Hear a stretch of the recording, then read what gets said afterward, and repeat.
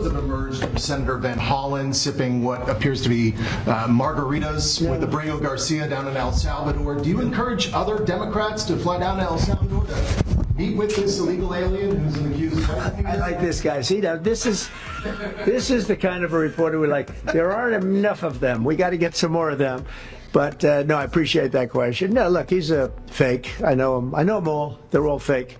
Photos have emerged of Senator Van Hollen sipping what appears to be margaritas with Abrego Garcia down in El Salvador. Do you encourage other Democrats to fly down to El Salvador to meet with this illegal alien who's an accused? I like this guy. See, now this is the kind of a reporter we like. There aren't enough of them. We got to get some more of them.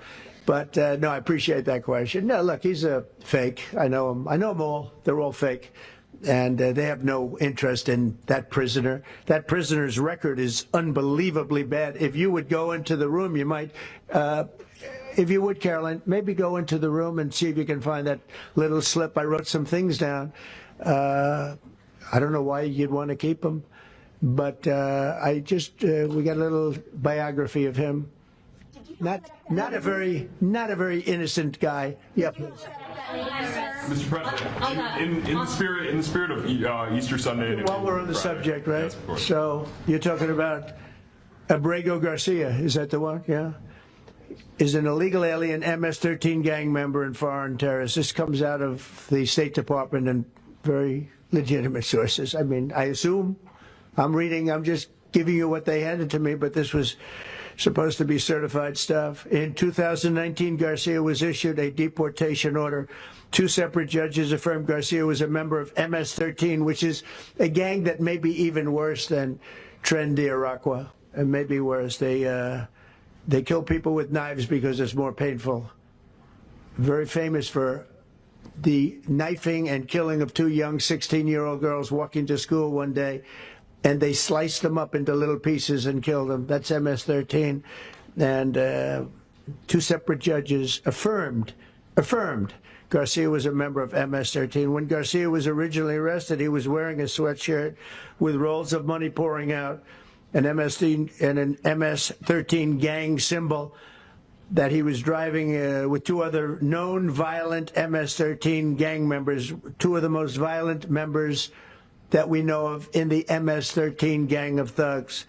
In 2022, Garcia was stopped by the Tennessee Highway Patrol and was found to be transporting 7 people from Texas to Maryland, and he had no driver's license. He was driving violently. In 2020 and 2021, Garcia's wife filed for a protective order from him and said he was violent and abusive and really scary, including allegations that he punched and scratched her on the eye, left her bleeding after throwing her laptop on the floor at her, ripped her shirt, and ripped off her shorts.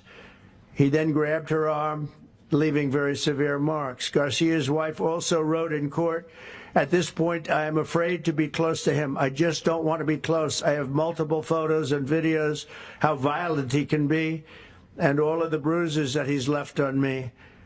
She just couldn't get anywhere near him. This is the man that the Democrats are wanting us to fly back from El Salvador to be a happily ensconced member of the USA family.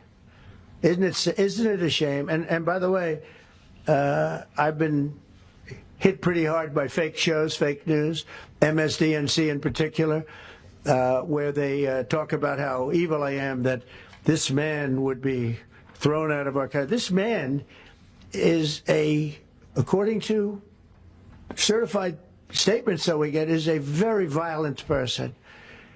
And they want this man to be brought back into our country where he can be free and to stay as a happily Maryland, they call him the Maryland man. He's a Maryland father. No, this is a violent person.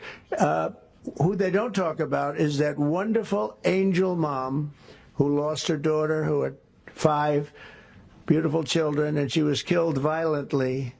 And, she spoke, and she spoke unbelievably. I saw it. And the fake news didn't pick it up. She spoke. She was in tears. She's devastated. Her life is, essentially, she's told me her life is like over. But there was like, I think, no stories. Isn't that true? No stories. 0 stories. It was the most emotional thing. Everybody that watched it, they couldn't believe it. The fake news refused to put it up.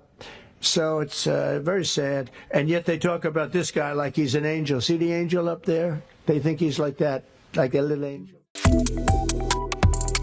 Subscribe to Oneindia and never miss an update.